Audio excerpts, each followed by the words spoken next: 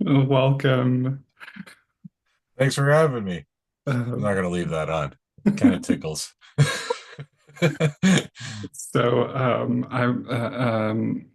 I think instead of this being like sort of a formal interview, it'll just be kind of chatting, if that's okay. Sure. Um, well, I guess I've just been thinking a lot about balloons for a Yeah. while.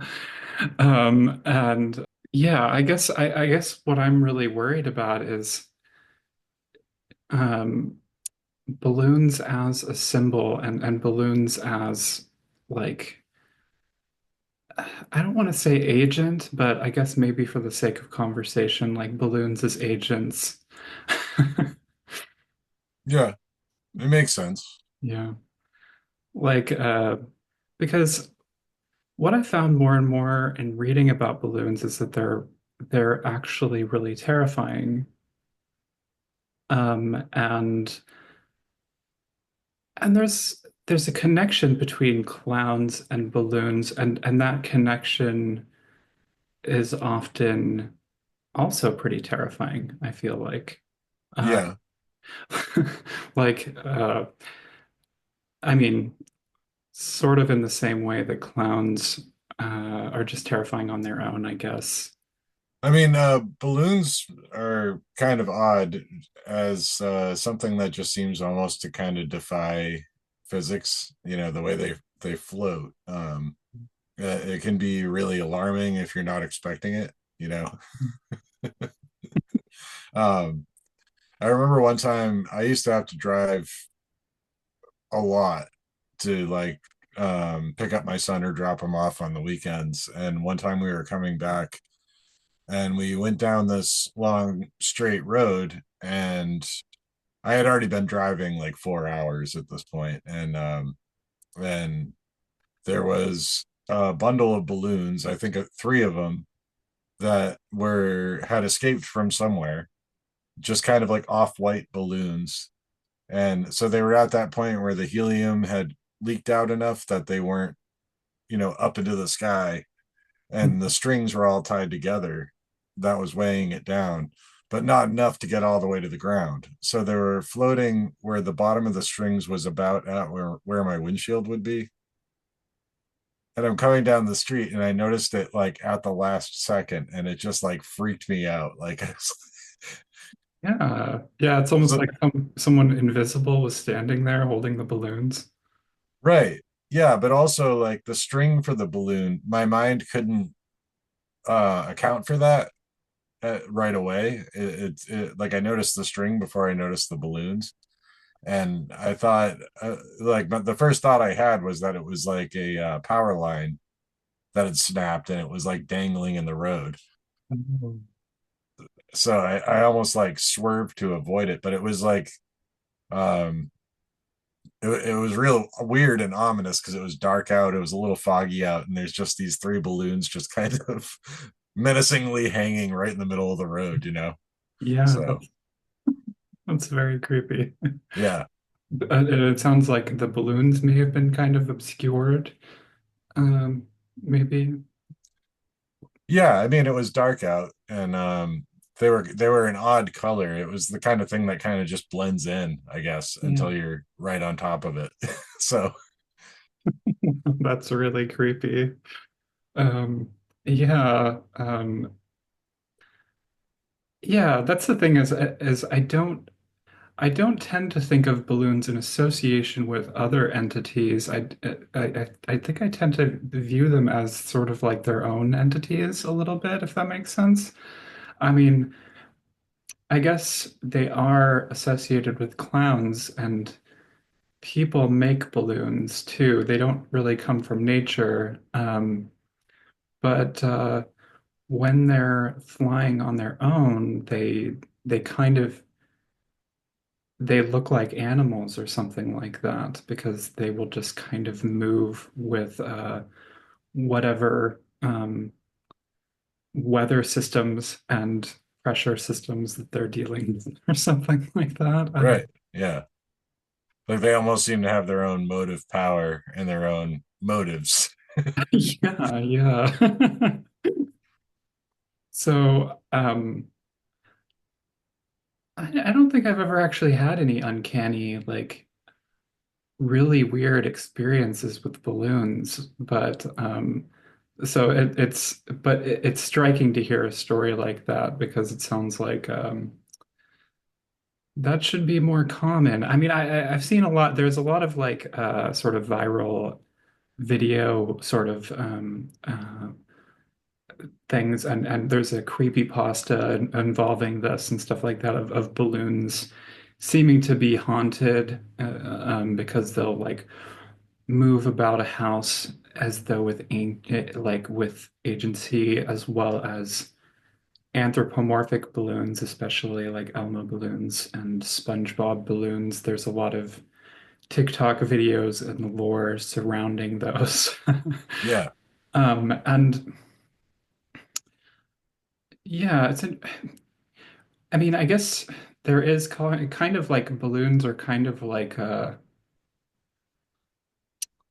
like spirit lights or something like that, like these flames or spook lights associated with ghosts. And like there are those videos as well of balloons in association with like wakes or funerals, which are really interesting. Yeah.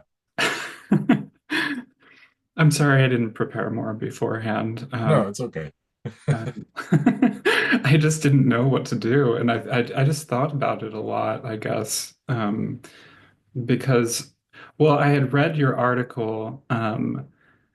I read it a long time ago, I think, when you first posted it, and then I reread it when you recommended it to me, and it was weird that I'd completely forgotten about it, but I also found it. Yeah, I don't know.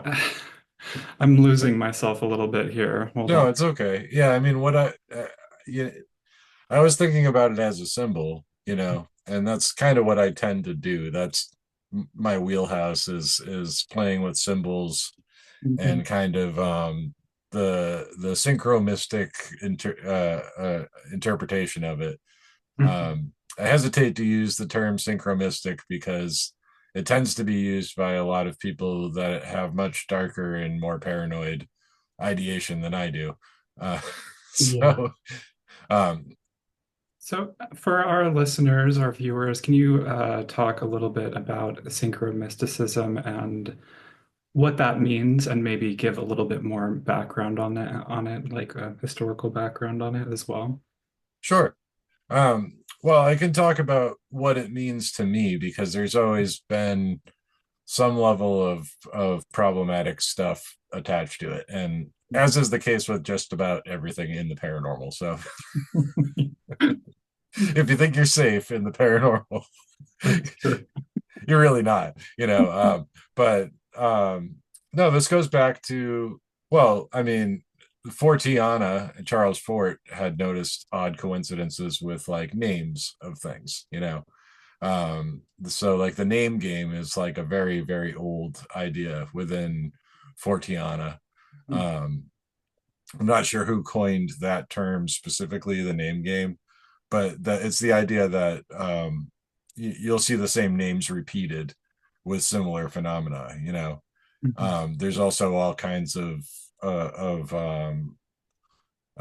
symbolic forms that repeat themselves, and watching these symbols and seeing how these forms present with each other, um, it leads to kind of almost like a Gnostic interpretation of it.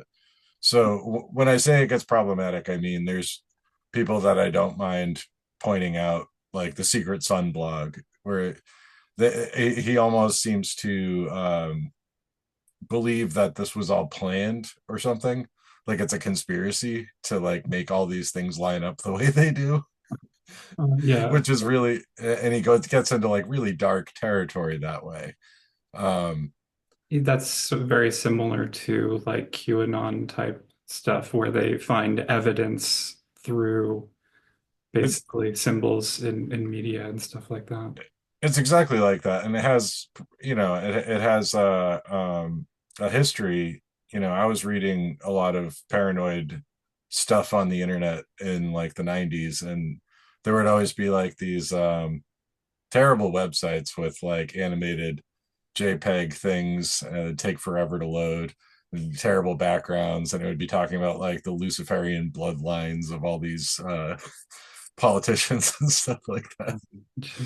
But it's there's a difference between like apophenia, which is just like neurotic pattern seeking, Mhm. which is tangential to like paranoia, Mhm. and actually finding like a symbolic, poetic, numinous quality to repeated symbols and their potential meaning, where the Mhm. meaning may be coherent, not necessarily always the same, but have a coherent structure to it. So that's kind of the way I look at it.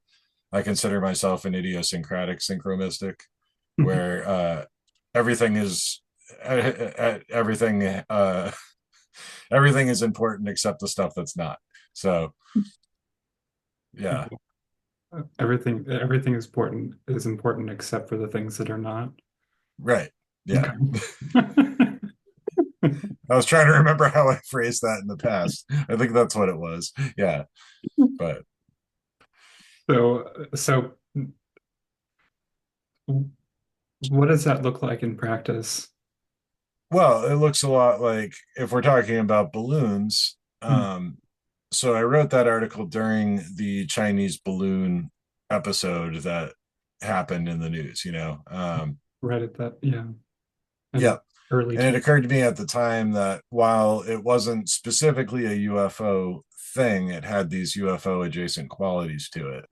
Mhm. And I had already been kind of tickled prior to that, and had been tossing around this idea about the TV series Hellier, which a large part of that focuses around a blue star mylar balloon that operates as a synchronistic piece of clue, like a clue in the case.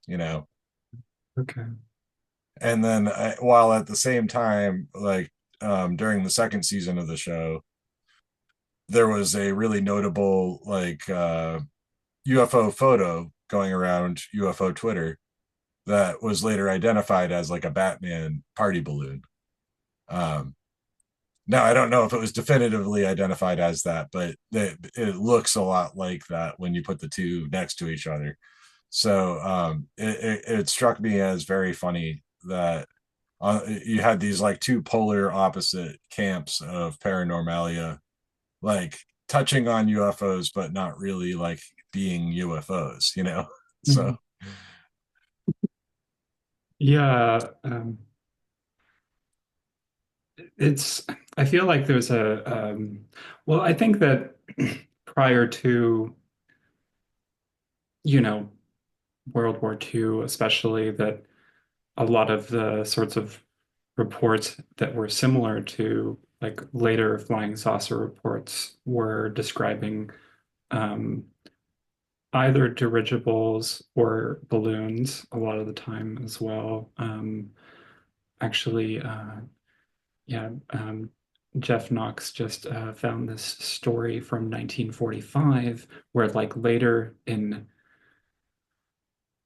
um, during 1944 and 1945, there were all these Japanese balloons that the Japanese basically flew thousands of balloons across the Pacific Ocean to try to just sort of sow chaos and have um, personnel, have to deal with like wildfires and things like that. So they were balloons that were carrying bombs on them, and they didn't actually cause a lot of damage, but there were many that made landfall, and they did actually cause just a very few deaths.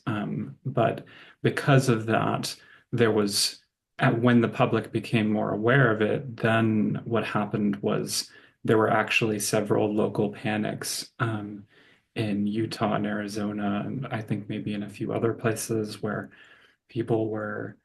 seeing the planet Venus, and they were thinking that it was Japanese balloons, basically. Yeah.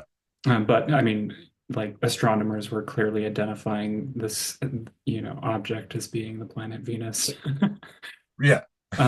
Or actually, this is a third-hand report, I guess, but it comes. I found it.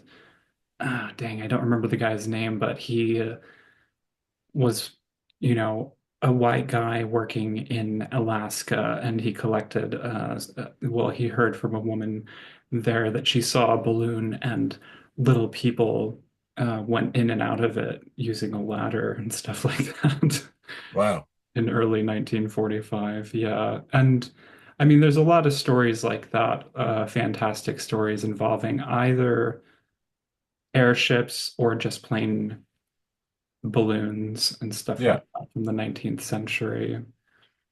Um, and so I kind of feel like maybe there maybe there is still like balloons are not so UFO adjacent today, and maybe they're closer to being just adjacent to UFOs in some sort of a spiritual sense or something like that, or in a hermeneutic symbolic sense or something. I don't know. Right, like a proto UFO, like symbolic of something inexplicable or vaguely terrifying coming from the sky. Yeah, I mean balloons they don't have agency, and or their agency can never be known, and maybe balloons are sort of like harbingers of of the gods or something like that, like auguries or something like that. They're these signs from the heavens, and they really seem to embody that as an entity or something. Yeah. That makes sense. Yeah. Um, yeah, it does. I was thinking, I don't know why this image popped into my mind because it was one I was using a lot during the balloon scare. But there's an old Three Stooges short film Mhm. because I'm a Stooges nut. But there's plenty of those where they're just getting scared all the time. They're in like a haunted house or something like that. Mhm. And this is one of those. I think it's called Spook Louder. Um, Curly opens a trunk, and for some reason, there's a balloon in the trunk that has a face drawn on it, Oh wow. and he doesn't notice it, and it pops up, and it's got like a little hook on the string that hooks onto the underside of the back of his jacket. So Mhm. as he's walking around, this balloon's just following him, and it's like a face right behind his head. So when he turns around and finally sees like this, grotesque face on the balloon, he's like freaks out and runs away from it.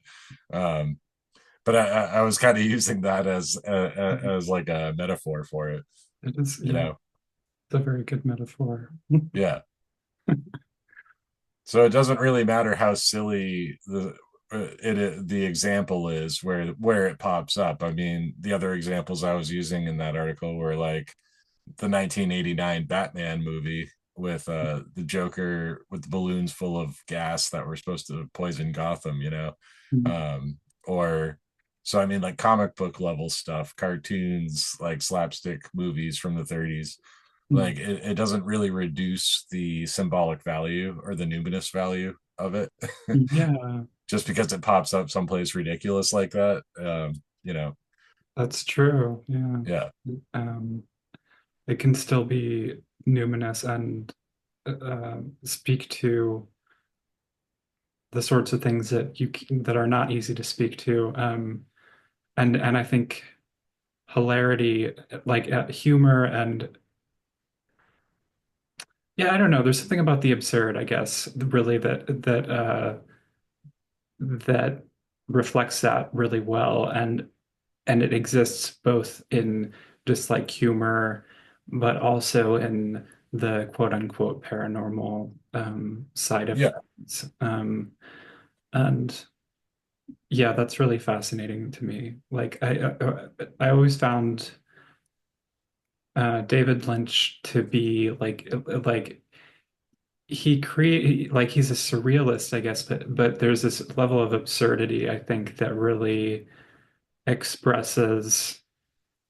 how I understand UFOs really, really well, if that makes sense. Yeah, and he incorporates humor.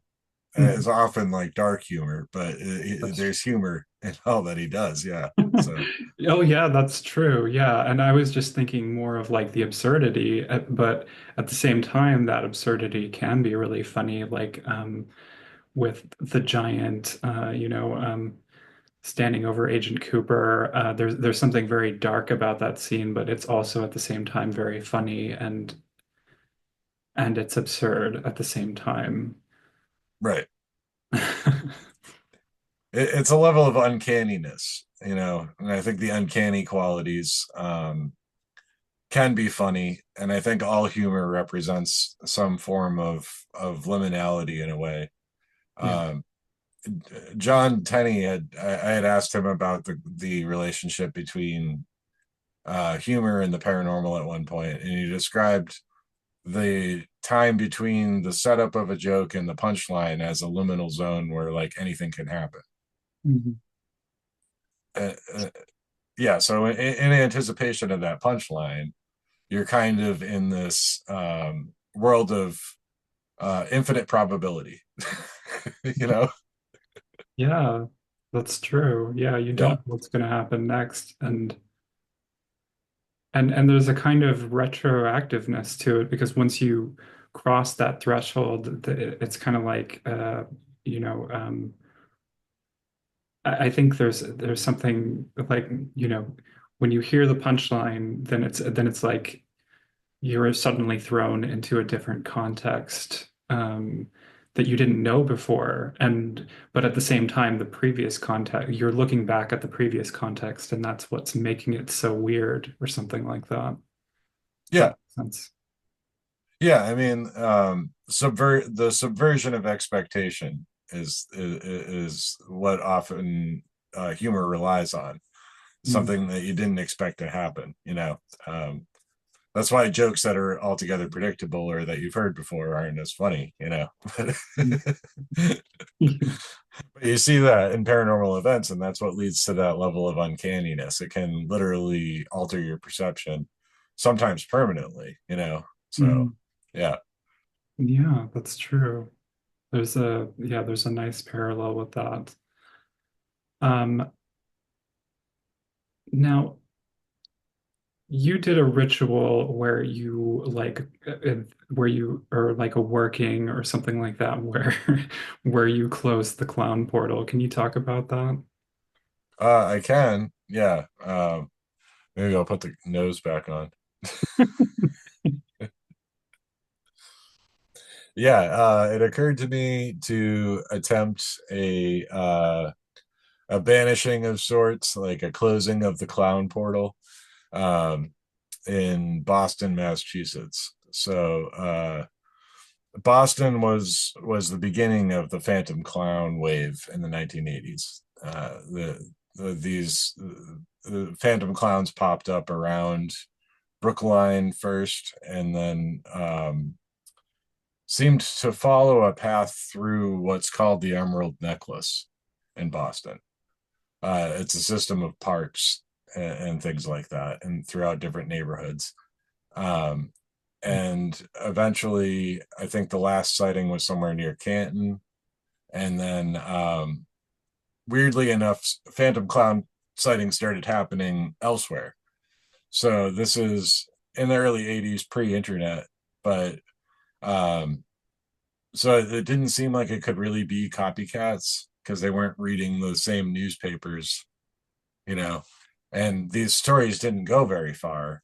They were only picked up and collected by Forteans like Lauren Coleman, who was the one that originally coined the Phantom Clown thing, um, and the first one to write about it, because he was collecting clippings. Like people would send him clippings of weird phenomena. So you had it happen in Rhode Island, and then Pennsylvania, and eventually Kansas, which is like just really crazy because it's pretty far away. You know. Um, so So yeah, on the anniversary of the Phantom Clown wave, I decided that I'd go out to Boston and put an end to it. But I don't think it worked.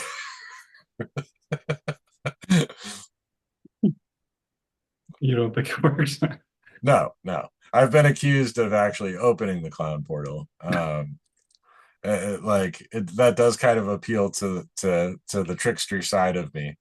But whatever the case, it was a fun exercise in legend tripping and hilarious magic. What I call hilarious magic, which involved getting myself a lox bagel and at a nice little deli in I think it was in Cambridge, where there's a costume shop and like magic tricks and things like that. That's so I got myself a new clown nose and procured myself a rubber chicken. So thus fortified with brined fish and with a new chicken in hand, I went to Franklin Park, um, and it's near White Stadium. And there's because I had found a picture of this like kind of tunnel, and I'm like, that's it. That's got to be the clown portal. so, so I went there with the rubber chicken and the clown nose and a Hawaiian shirt on in honor of Lauren Coleman, who's known for wearing those, and and attempted to close the clown portal. But like I said, it's not like there's been tons more clown sightings, but the universe has gotten decidedly weirder since then. It has, yeah. And yeah, that's it kind of, I was thinking a lot about this when I started working on the third part in this like balloon series that I've been working on that like how I guess the best way to ask this is how do we fight the balloons? Like, like because it seems like there is no balloon portal, you know? Like, Yeah, and I mean, or maybe there is, but it's sort of like it's everywhere or something like that. yeah. It's an interesting question because when I released that balloon article, Mhm. it was it kind of ends with a feeling of unease, like it describes a feeling of unease. And I had several people that read it tell me that they also felt the same way, Mhm. like it was some kind of this balloon flap was a harbinger of something. Mhm. um and um yeah, I mean, I think that's on point. Where we're at now really isn't good, you know um but um yeah, it's a good question. I'm not really sure because that's the thing about balloons is that they're so vulnerable too. Mhm. If you think about like the classic little kid with a balloon, and the balloon gets too close to like something sharp and pops and scares the kid. Mhm. um, or he just slips out of his hand and it flies away and it's gone forever. um, I remember that happened to my son when he was really little. He had like a birthday balloon and he let it go and it flew away and he was so upset, and I felt so bad for him because it's like it, it's that kind of like desperate sadness of like a toddler that like knows that he just made a mistake that you can't fix. It's nobody's going to be able to go get that for you. But seeing him like experience that kind of sad, it just you feel really bad for little guy. But uh yeah, so I mean, it's not like balloons are invincible. It's just that there's always another one. Yeah. Well, so another thing I discovered is that when balloons pop, basically what happens is that they just specifically latex balloons is that they keep going upwards until they pop. And when they pop, they do this weird thing where they pop.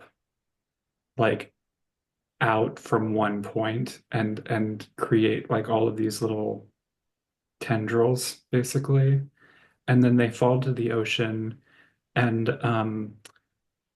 animals eat them, I guess, Right. which is causes a lot of problems for turtles and fish and whales and stuff like that. Um, and so there's this kind of life cycle to balloons that most people aren't even really aware of. Like for us, they kind of just go into the sky and then they disappear.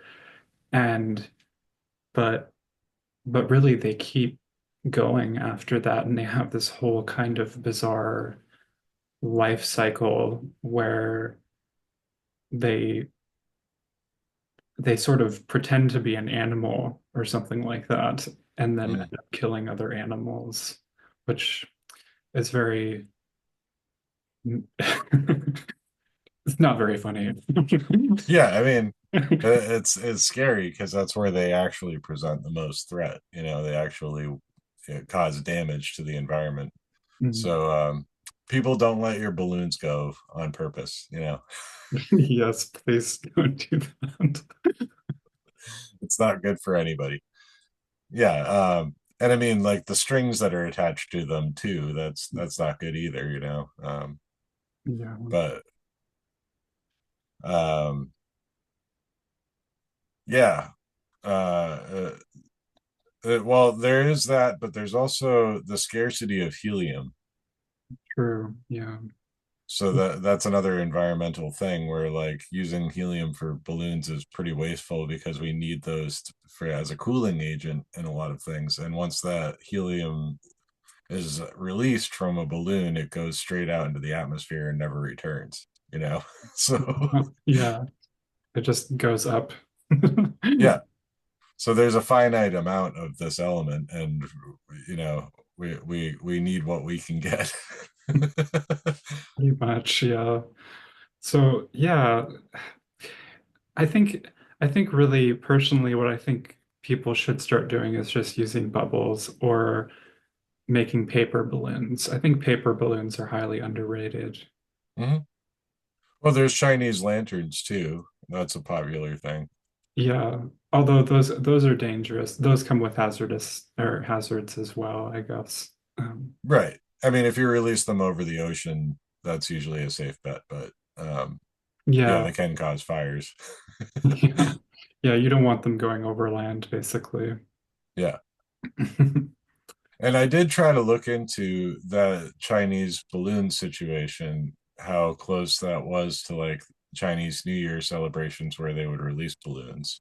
Oh, Um, but I don't remember what I found. I know I didn't include it in the article, so it might not have lined up in the way that I thought it would, but I was trying to keep that in mind. yeah. I don't know off the top of my head when Chinese New Year's is, and I didn't that happen in December? Like the first balloon was in December of 2022 or something like that. Or Yeah, I mean, I I mean, probably should have revisited it before we started talking, but I think that that sounds about right. yeah. So, but it was like some sort of it was some sort of weather balloon or spy balloon or something like that, wasn't it, or something? Or Yeah, I mean, it seemed like it was collecting data.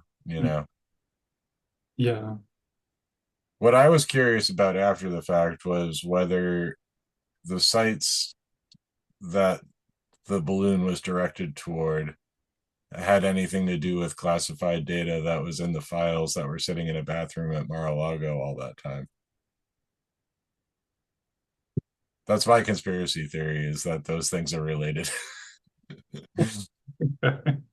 that's interesting. Um, yeah, it's just it's amazing to me how balloons have never stopped being really very fantastic and remarkable and kind of terrifying. You'd think that with the advent of like airplanes and helicopters and stuff like that, that people would have lost interest in balloons, but it feels like people haven't really. They've just kind of maybe taken like a lower tier or something like that. But people still have like huge balloon festivals all over the place, uh, with like giant hot air balloons, just for display kind of stuff, as well as riding hot air balloons. And yeah, people still have like weird balloon panics sometimes, I guess, because I mean, I would consider that kind of like a balloon panic. Like there was just a lot of talk about it, and people were really, really concerned, but just nothing ever came of it. Yeah, yeah. I mean, it's as quickly as it happens, it's gone. You Mm, know, mm, and that's kind of the crazy thing about it is how ubiquitous the balloon is and how much people don't even regard it, which is why I'm, thrilled to see you looking into it so deeply because that's precisely the kind of thing I like to see is a focus on something that is practically invisible because of how ubiquitous it is, Well, thank you. I would take that as a big compliment. Yeah. Yeah, I mean, I applaud your investigation, but it is. Like, and that tends to be the case with numinous things, is that they're transient. They're very short lived, and they're so mundane in appearance often that we don't even really register what it is. It requires a little bit of deep thought and maybe like lateral thinking, surrealism, absurdity, humor, like all of these things can be useful tools in finding like symbols and kind of crafting a poetic narrative. Mhm. And that kind of gets behind the phenomena, which in itself isn't paranormal, but like the numinous qualities behind the phenomena are lead us to experience the meaning of all of it. If that makes any sense. Yeah, I think so. Yeah. I mean, it feels that's the thing is that, I thought that I was just doing a simple project at first, but then all of a sudden it reached a certain tipping point where I realized that, yeah, balloons are really, really kind of terrifying. And then, yeah, like, and then Trump was elected right in the middle of that. And it was, it really changed everything, because like I can't not do this. It's clearly very important to me, because I guess how like it's like I feel like it's like built. It's like what that this idea of like I think it's called tikkun olam or something like that from Hasidic or rabbinical Judaism or something like that, which is like just like this sort of repairing of the world, like we're we're living in this kind of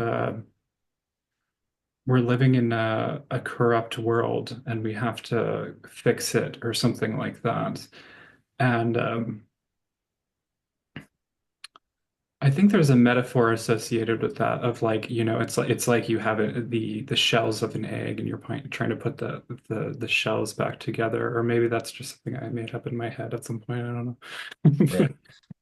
But yeah, like Well, the egg as a symbol was recently a thing too. So, that's true. Yeah. Um, why is that? Was that like that's a UFO thing, right? yeah, it was supposed to be a crash retrieval of an egg shaped object. Yeah. Right. It was Humpty Dumpty. Yeah. That's how we find out about it's Humpty Dumpty disclosure. That's what's coming. Right. Well, I Um, mean, that has some pretty profound mystical significance as well. Eggs do. Um, mhm. and yeah, I mean, like the world egg in old, symbology. It's something that maybe I would have uh, looked into at one point, but it's been pretty depressing these last couple months. Yeah. Yeah. Well, balloon, that makes me think a lot. Well, I mean, there's the balloon egg sort of parallel, but balloons and eggs are kind of like balloons are like anti-eggs Right. almost, I think, because like in shape, right? If you wanted to balance an egg, you would put it like on the more wider part, right? Or I mean, I'm just making this up in my head, but like I guess it probably wouldn't matter, but but that's how I'm imagining it is like, like the egg is wider on the bottom and then becomes more pointed, whereas like a balloon is wider on the top because that's where all of the gas inside goes.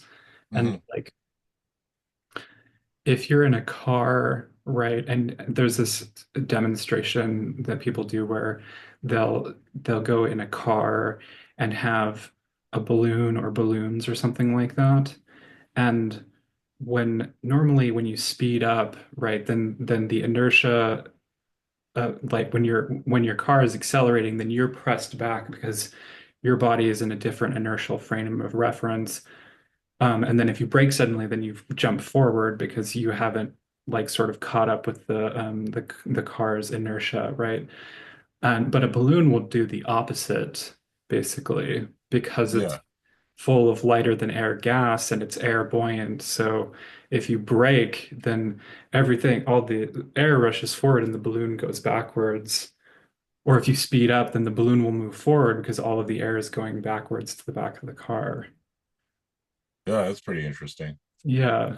So balloons, I think balloons act really weird, just like physically, I guess, as they don't act like normal objects. Yeah, and that's why they have sort of a magical, whimsical quality to them, which also can be kind of uncanny. It's the subverting of expectation again, you know? So, Mm, yeah. yeah.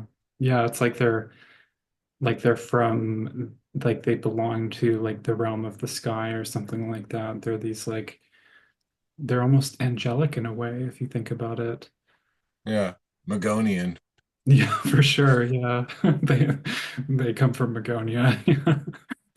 And if you inhale the air from a balloon, you sound like an elf. Oh, yeah, you sound like a Lilliputian or a little Right. person. Yeah. Or Alvin and the Chipmunks.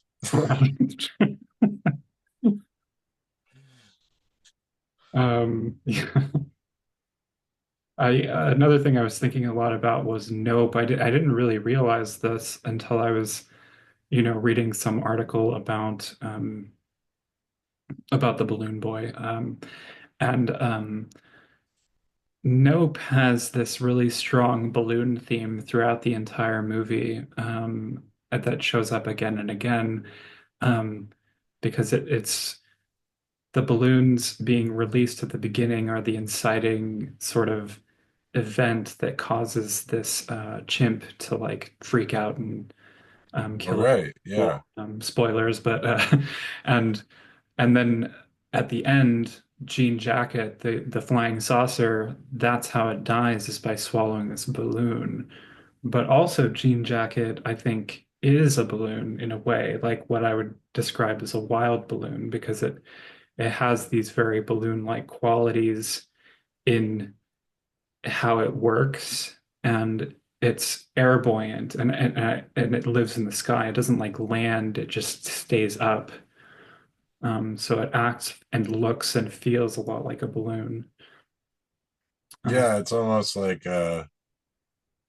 um to me it was kind of like a manta ray up at the sky or like a jellyfish sort of because there's this liquid quality to balloon behavior, and that creature in the movie is just it's almost like something swimming through water, you know?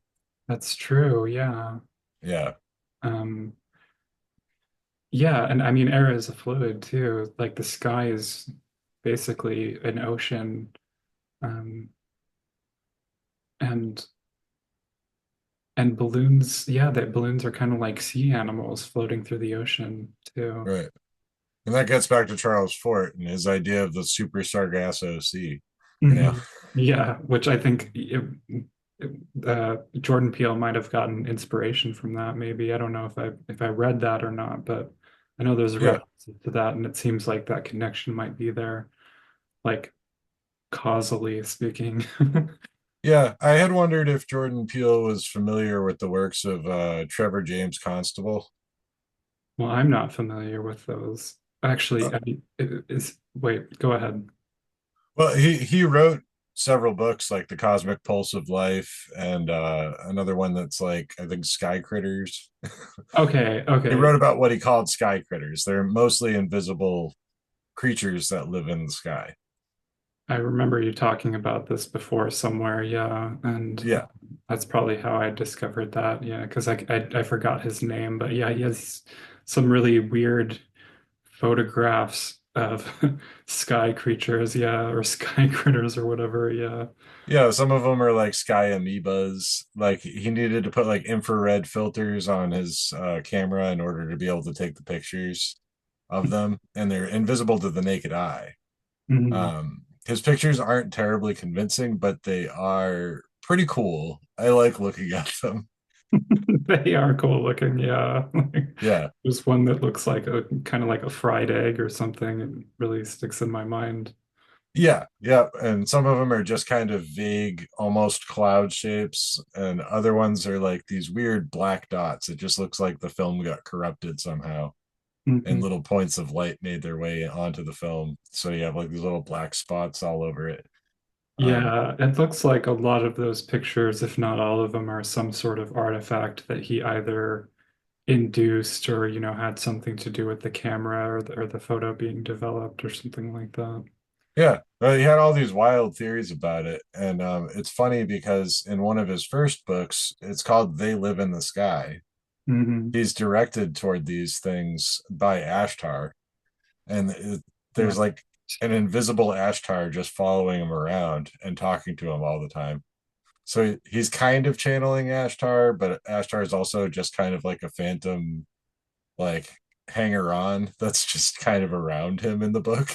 Okay. Sort of like a daimon or whatever. And Yeah, I guess so. Yeah, sort of like that.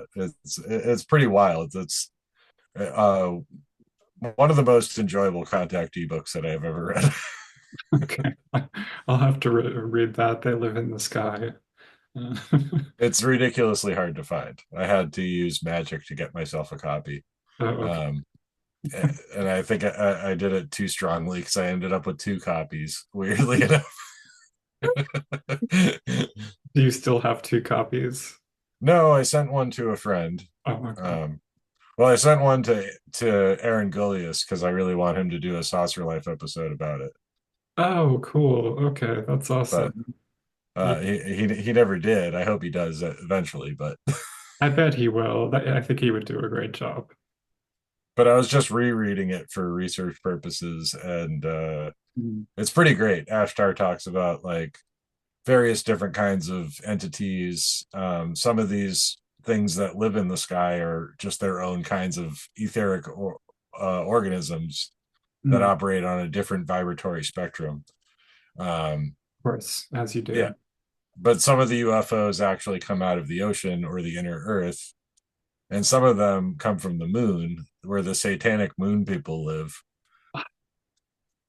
So you Well, got satanic moon people. How could you resist? You know. you're right. Yeah, I'm gonna definitely have to read that. Yeah. Oh, I was gonna say something related to that, and now I totally forgot what it was. Or was it about the Oh, what? Doesn't he involve Oregon or something somehow? Are he they? does. He uses cloud busters eventually to make them more visible, I guess. Okay, So it's pretty awesome. There's something very steampunk about that, I feel like. yeah, I love cloud busters and that whole idea. Mhm.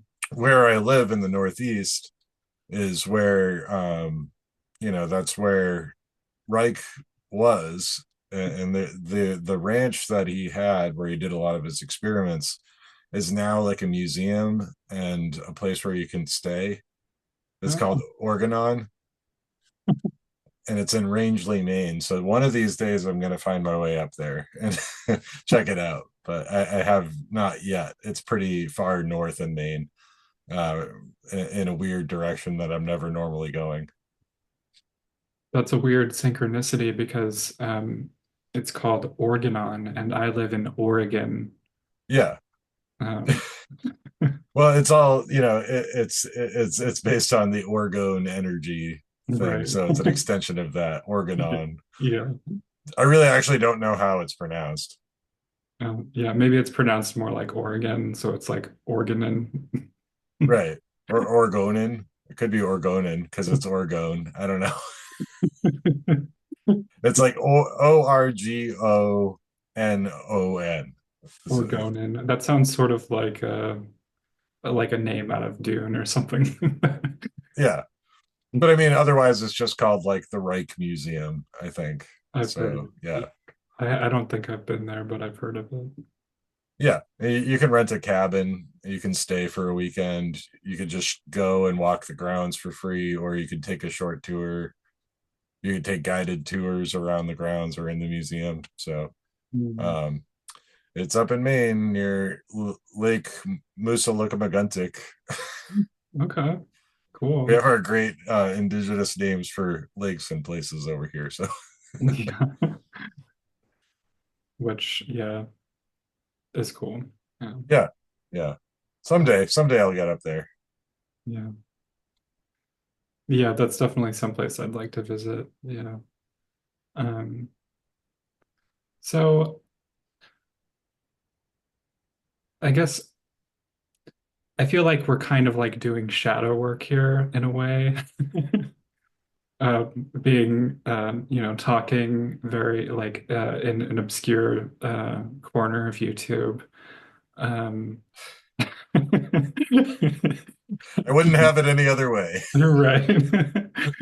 Which I kind of like that actually. There's something nice about that personally. But and but like yeah, that's I guess what would be your balloon advice and for people out there in terms of just coping with the balloons or I mean advice in terms of like what sorts of magic you could do that would be effective in coping with balloons or maybe like um, how do you think we should maybe engage with the balloons? Well, the answer for me uh, seems kind of obvious, and I think that the balloons themselves pose less of a threat than our reactions to them.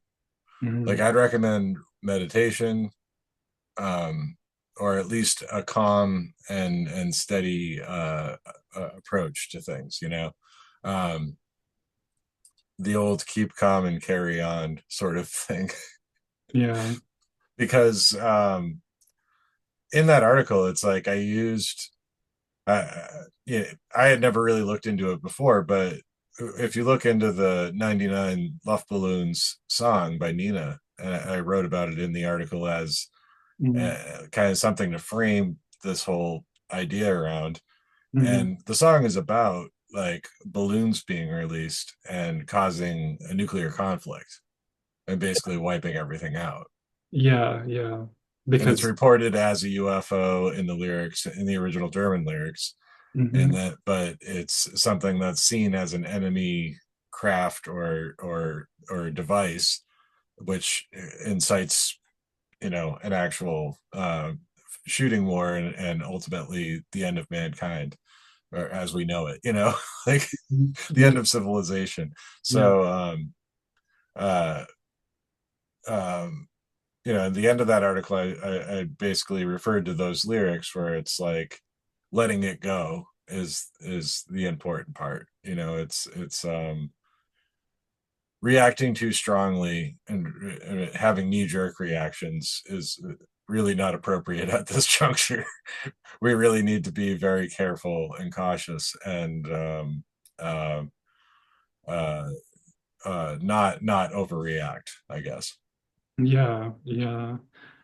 It's yeah, I think that um that's a really good interpretation of that song. I mean, I think that's really the intention of the song too. And it's also really good advice. But there's also a weird metaphor there, like of letting go of the balloon.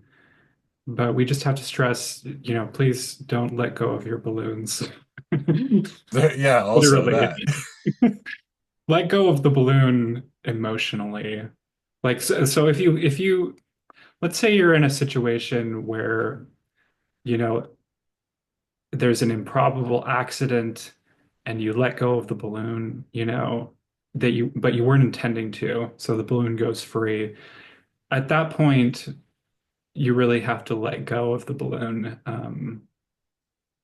emotionally. Yeah, which Uh, is hard to do if you're a little kid, but yeah, yeah, yeah. But but I think yeah, I think most of our listeners are old enough and mature enough to realize that we can let go of the balloon. right. Yeah, and I mean, I was just making reference to my story earlier with my son when he was little, because Yeah, no, I know.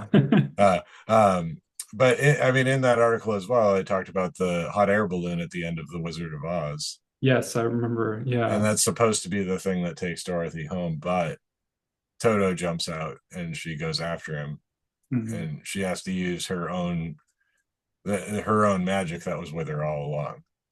You know? Well, the balloons are not going to save us. Yeah.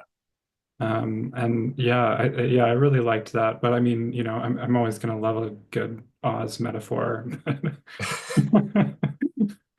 And there's just absolutely no surprise that there would be a balloon in that's integral to that story, like it's very sort of American like myth, I think, and it gets at something like about the American spirit really, really well, I think. Like it's not I feel like the that Dorothy's not really, she's not there's no greater order or something that's directing her fate, really, aside from I think, maybe like Glinda the Good, and sort of like the goodness that like the good magic in Oz, that I think that in a way helps direct Dorothy's fate and not so much like the institutions of Oz. Like the Wizard of Oz is really he's kind of a morally ambiguous character. He's kind of a trickster and we can't really rely on him. And I think Trump is in many ways he's like a darker version of the Wizard of Oz. He's like the Gnome King or something like that. Yeah. Yeah. But I mean, he's got that carnival barker kind of affect, you know. he does, yeah, where he acts like he has some sort of authority, but it's just totally superficial. Right. Yeah. Uh, Yeah, and I mean, there's been plenty of times at protests where there's been really unflattering Trump balloons too, you know. Yeah. I didn't even think about that. Yeah. Even recently at like the hands off protests, you know, like I saw one in LA that was a big blow up Trump, you know, stuff. Yeah. Yeah, and Trump is very full of hot air, and kind Yeah. of empty. He's really at the whim of much larger forces than himself. Yeah. I mean, he's Ubu Roy. Yes, yeah. That's a really great way of putting it. Yeah. yeah, and I mean he's worthy of being mocked and derided, and he's just a buffoon. You know, there's nothing to him. He's paper thin. Yeah. Yeah. Well, and I also think too that like, the institutions that we make, that we build are only as good as we make them too. There's um and the only higher order really that we can like look towards is not um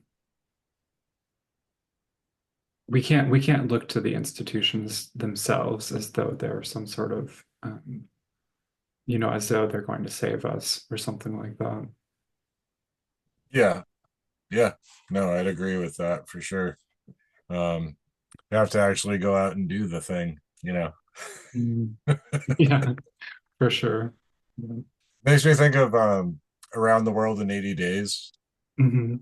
by Yeah. Jules Verne. Yeah. The Yeah. Yeah, which largely involves like hot air balloon flight, Mhm. famously, you know.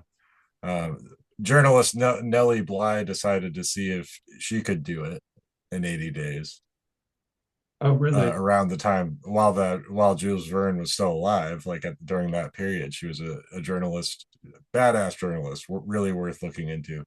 Okay. Um, she actually beat the 80 days. She did it quicker. Oh, whoa, that's cool. But I think part of it also involved the hot air balloon. So Did she yeah. use a hot air balloon? What's that? Did she use a hot air balloon? Do you I know? believe she did. Yeah. I think that Okay. was part of her journey. So That's really cool. Yeah. so I mean that just goes to show you could take like the fictional concepts and but I mean actually doing something with it and it is sometimes the results are even more impressive, you know. Yeah, yeah, that's true. Yeah, I think that's a really optimistic message. Yeah, well I try to always skew these things in that direction, you know. Yeah, yeah.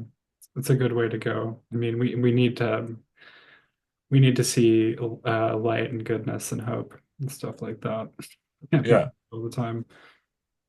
maybe that's like another way to look at it too is imagine when you were a small child and you experienced a balloon, you know, try to remember your earliest memory of a balloon. I hope people listening don't have any traumatic balloon memories, but um uh yeah, I mean the joy when you see a small child, you know, with birthday balloons or something like that, you know, that's try Yeah, to experience the wonder of it rather than the fear.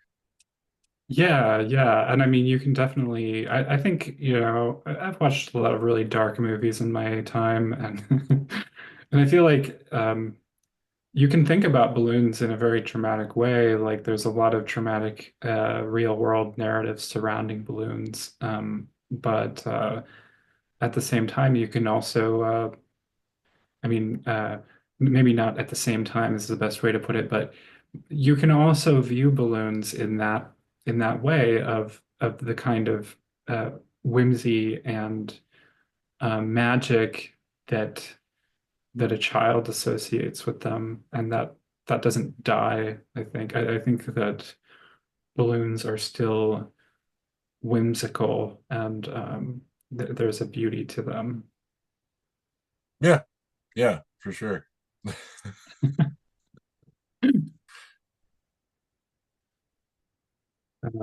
Yeah.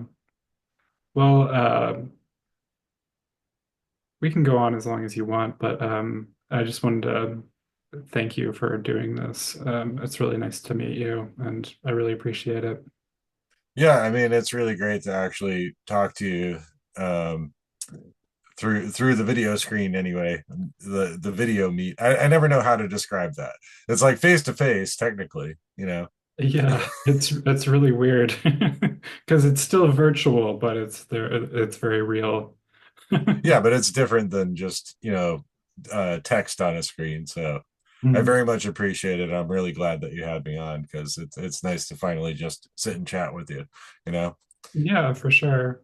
Yeah, Well, yeah, I like that you always bring a lot of levity to things. I feel like, and I like your sense of humor. I think that I think it's a powerful tool, and it's really easy to trivialize like humor and absurdity and stuff like that. But I think right now we really need to appreciate the things that we have.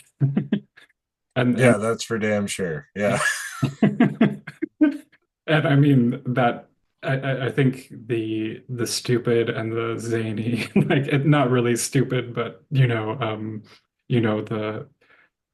silly side of things are, while they may be silly, they are also very powerful.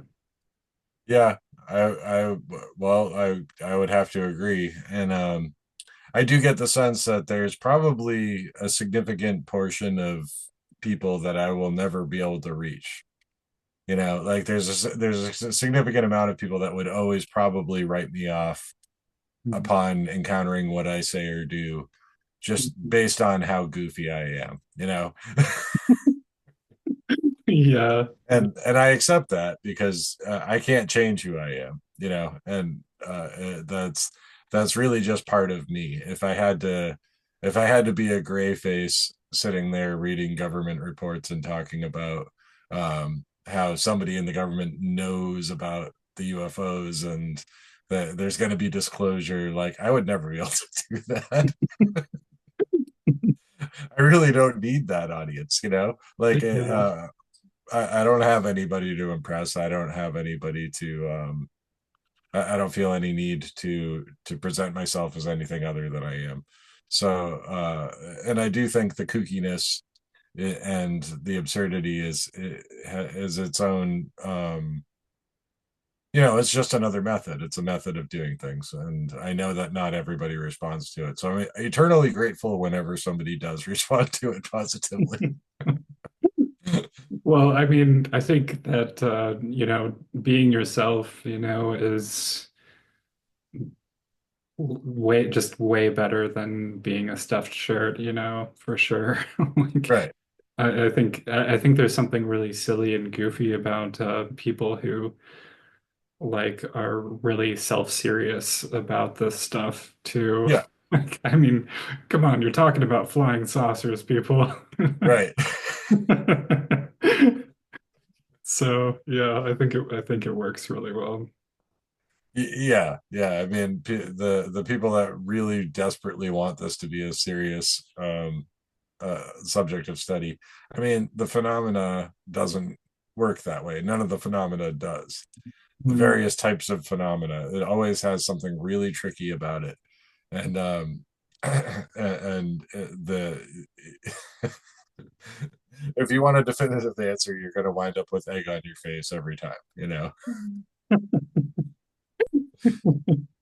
especially if you want to present it as a serious object of study. It's like, so, you know, an intellectual pursuit, you know. I mean, I can wax intellectual, and I often do, I think, but um, I always have to couch that within some form of absurdity or humor, just Mm. because I think even beyond UFOs, beyond paranormal subjects, uh, life and the universe is absurd. You know, Mm. Yeah, yeah, it's true. it's like Douglas Adams said: "In the beginning, the universe was created." And this made a lot of people very angry and has been widely regarded as a bad move. Yeah. I mean, it's very true, but it's also funny. Yeah, it makes me think of that "they might be giants" line. Nobody in the world ever gets what they want, and that is beautiful. Yep. Which I think the way that they put it there is not as funny, but it's still very poetic, and I think it is beautiful. I think there's a lot of truth to it, and it's beautiful. Yeah. Yeah. It's all of the elements that make up life. You need You need all those pieces for any of it to be significant. Mhm. Yeah, well, I mean, that just like we've got hard times ahead. We've got tons of hard times ahead. So it's True. we really just need to be very selective about where we put our energy. Um, Conservation is huge. Yeah. Being selective and being using appropriate responses. It's just things aren't going to be easy in the near future. You know. Yeah, they're not. They really aren't. And it's a confusing time too for a lot of people, I think. I think it's confusing for me a little bit. I think we've all been manipulated to a certain degree. And I think that we really have to like work against that manipulation, Yeah. if that makes sense. I don't know. I'm not putting that very well, but that's No, I mean it makes sense to me. I mean, I think a lot of people that have tended towards the center and have wanted to be neutral are finally like looking around and saying, "Oh wait, this is really bad." So it is a wake up call for a lot of people. yeah, no, I agree with you. Yeah. I mean, that stuff's pretty complicated too. I have a hard time talking about it concisely. So, Yeah, I mean it's all very complicated, but speaking in the abstract and speaking broadly, I do feel as though there has been a sort of a glamour put on things um, for over a decade now. And I think there's a number of factors that have gone into it. I think there's an intentional drive to make people dumber, and I think that has largely worked. There's been a drive towards distraction, mhm, a drive toward division and disinformation. mhm, It's a toxic cocktail, and I don't necessarily think there's one person pulling all the strings, but I do think that uh, people that aren't terribly critical, which I would venture to guess is most people. Um, I hate saying it like that because I don't really want to give the impression that I think I'm better or something. I think I've fallen into a lot of traps as well. mhm. Um, I Yeah, think we all have, you yeah, know. me too. Yeah. But critical discernment isn't something that a lot of people feel the need to worry about.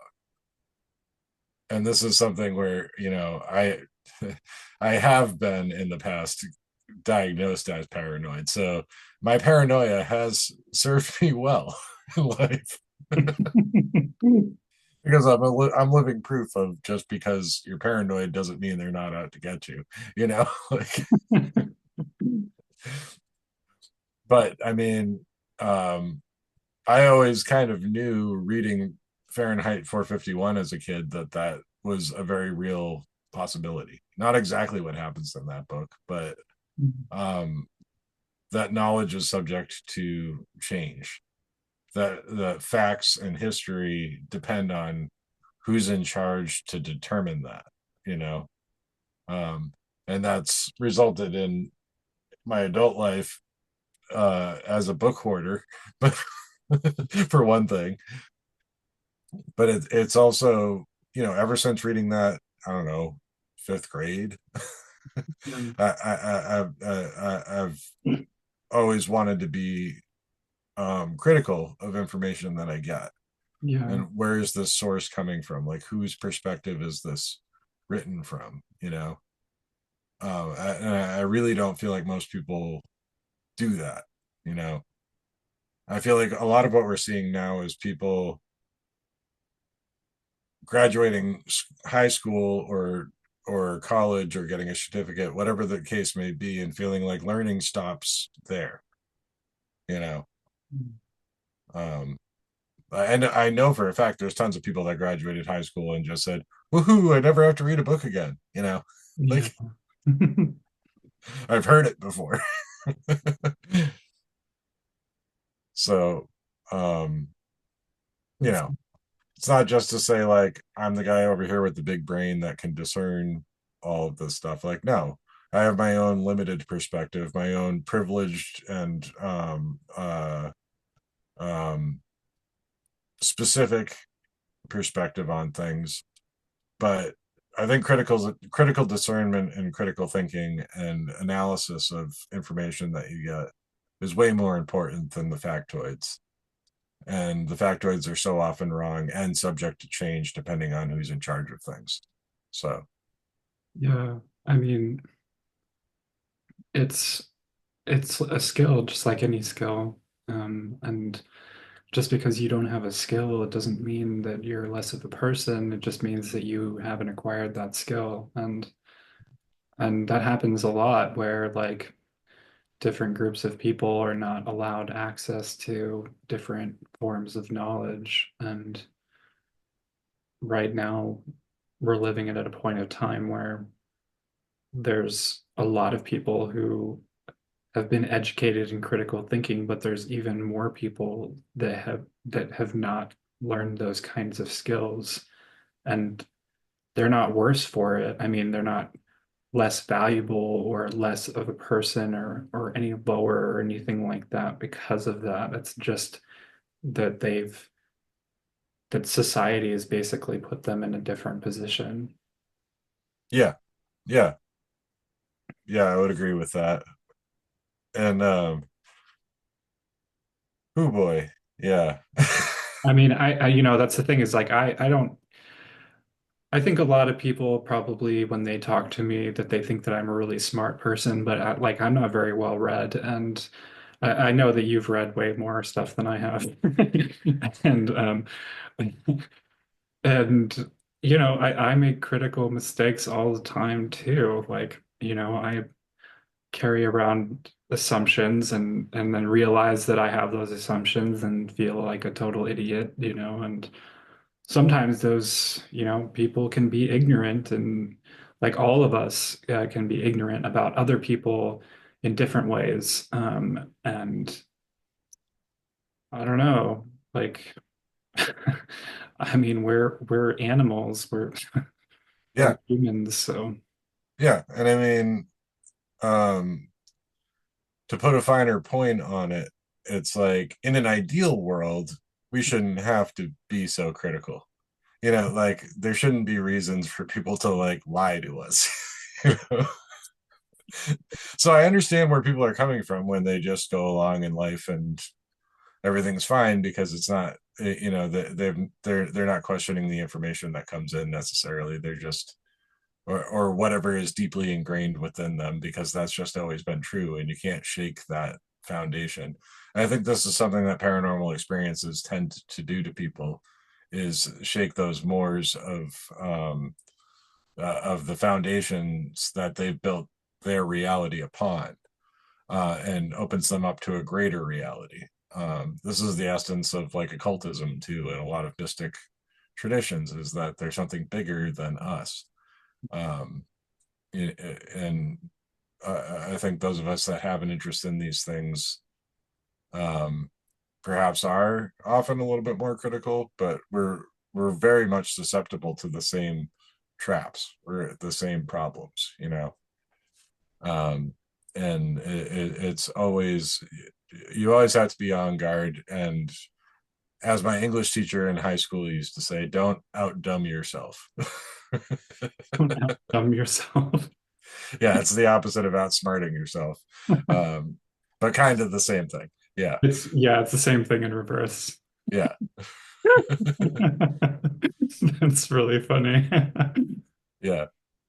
Um, but yeah, I mean, it's um, ideally we wouldn't have to worry about these things, but unfortunately, we do have to worry about these things, and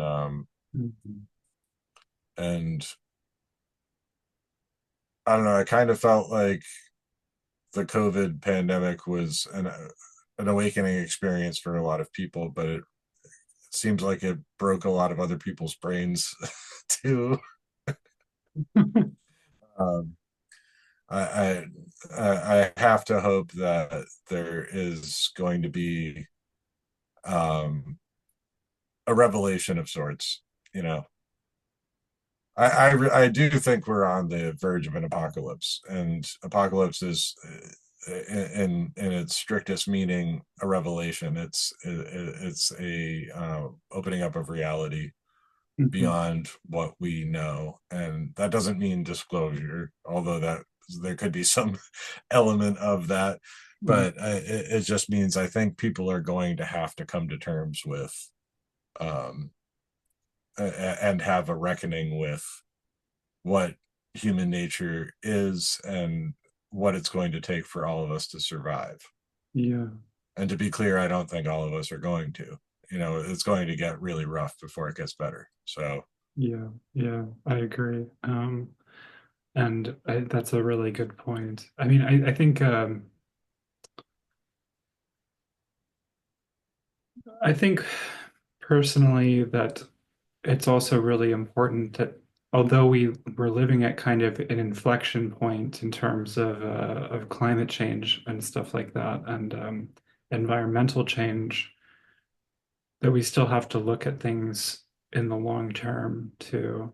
Or that's yeah. how I view it anyway. I don't know why I'm putting it that way, but um, that like there's the world is still going to exist centuries and millennia and eons into the future, and whether or not we're around as a species much longer, the life on Earth is still going to continue, and we have a responsibility to that.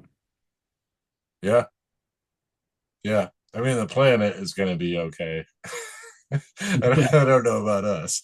exactly. And I mean, I think you're right that I think we're living through a kind of apocalypse in terms of revelation. Yeah, where we're really it's almost like you had the Enlightenment, but really this is the real Enlightenment because the quote unquote Enlightenment was just like a group of like French guys or whatever, like being arrogant because they were the first people to have a really good education. Mm-hmm. But now it's like the whole world is going through that. And and I think that's what the revelation is just sort of realizing sort of like what the green what the grounds of reality are for the modern world, for all of us collectively. Maybe, I don't know. I'm just speculating. Yeah. I mean, I would hope so. I would hope that collaboration and cooperation and compromise and empathy are going to end up being the factors that pull us through. And it might take some really hard lessons to get to that point because people are dumb and stubborn. I can relate. Speaking as a dumb and stubborn person, Speaking, me too. Same. I've been very stubborn about a great many things and had my own personal reckonings that have led me to just, sheepishly accept that I was wrong. And it's never too late to do that. So, It's funny too to think about. I mean, like you can think about it from the level of like, oh, well, I made a dumb mistake. Like, but then like with even greater insight, you can be like, ah, but I made a dumb mistake, like that's an achievement. Like I've leveled up by being a total idiot. yeah, I mean, and you absolutely do, though. I mean, you get better because you fucked up. I don't know if I can swear on here. I'm sorry about that, but That's okay. I'm, but I'm I don't know if I'll leave it in or not. Yeah, but but that's the difference between like the malignant ignoramuses of the world and the regular kind of dumbness is like that we all make stupid mistakes, but there are the malignantly ignorant that are out there absolutely refusing to ever change, refusing to even accept the possibility that they could conceivably be wrong. you know? Yeah, So, that's yeah. I think it takes a certain faith to live in a like a demiurgic realm, but that's sort of like the faith in I think in existential like meaning for oneself, and but there's a lot of faith that is really counterproductive and works against that, basically. yeah. Like faith in basically authoritarianism, I think, a lot of the time. Yeah. Yeah. I mean, it's frightening. It's a frightening world. Knowing how much how prevalent that is at this point, because um you would think we were on a progressive climb, uh, by increments getting better and better. And that's generally not how things work at all. It's fits and starts and Yeah, sometimes backslides. That's just general. That's what history is. History has taught us that. yeah, yeah, and I feel like the march of like technological progress is there's something really, silly and oafish about it because every step forward, in like plastics production, like the building of new forms of warfare, like it's really taking many steps back, and Mm-hmm. it's sort of like stumbling around and walking backwards and acting like this is some great progress. Um, Yeah. sorry, there was a joke in there, but I just didn't pull it off at all. Well, the pace of technology is exponential in a lot of ways, and that outpaces humanity. Mhm, Um, and the technocrats don't think that they ever have to consider uh, like anything resembling real empathy or humanity or art or philosophy. mhm, They develop their own weird, twisted philosophies. mhm. Yeah, yeah, they act like they're working in the good of humanity, but they're they're sort of like acting like really dumb robot characters, like really dumb robot villains. Yeah, basically. Yeah. Yeah, Like and and it's really no different than um, evangelical Christian types that think that the end of the world is a good thing because they're the ones that are going to be saved.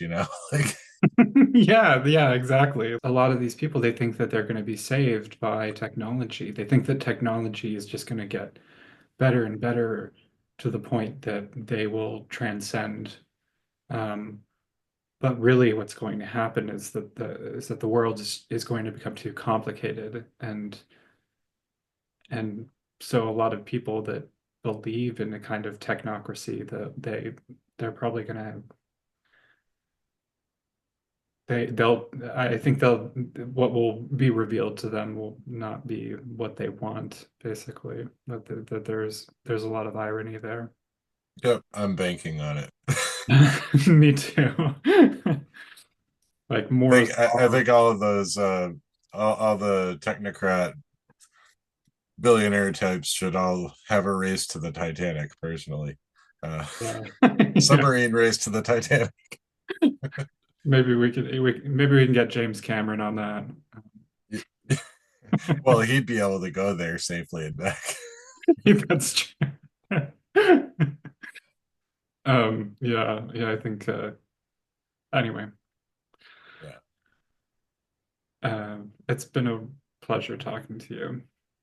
yeah. It's been really great talking to you, Rachel. I'm so glad that we set this up because uh, I'm a fan of your work. I'm always happy to see the videos that you produce. I'm glad to see that the show is back because it was on hiatus for a while. So Thank you. I really appreciate it. I find that flattering, and I'm a big fan of your work too, of course. So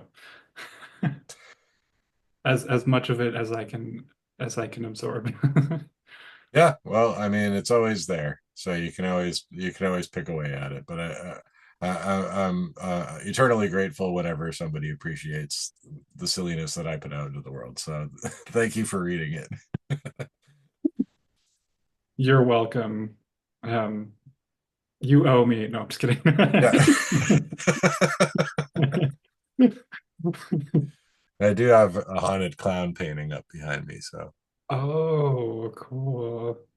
it actually looks sort of balloon slash egg adjacent. So Janice Click. yeah, Janice dot Click was the painter. Oh, it's there. So is it actually haunted? I mean, it feels like it's haunted. Well, the back of it says, I don't know if you can read it. It says, "My dad was a clown. Good luck with the curse."